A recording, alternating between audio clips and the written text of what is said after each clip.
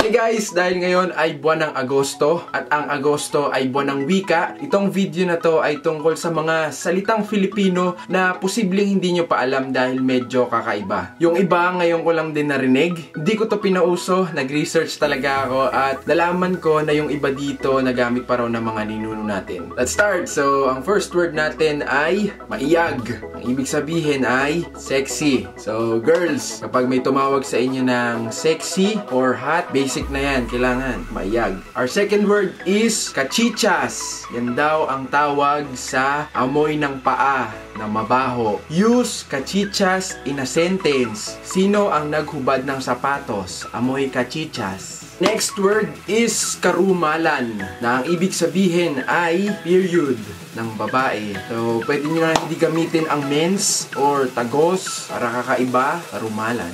Ito, maganda. Hiraya Manawari. Ang tagal ko na alam ito kasi pinapanood ko to dati. Hindi ko alam na may meaning pala. Akala ko title lang. Hiraya means dream or imagination. Manawari means mangyari. So, pag pinagsama, sana mangyari or sana matupad. Ang ganda. Our next word is mulmol. Tawag sa buhok sa gitna ng nunal. Sabi nila, huwag nyo daw bubunutin ang mulmol kasi swerte. Pongklong. Madalas daw tong ginagamit noong 70s na ang ibig sabihin ay maluwag na underwear. Pero nabago na daw ang meaning at ngayon ang ibig sabihin na ay mangmang or walang alam. Diba? Ang layo.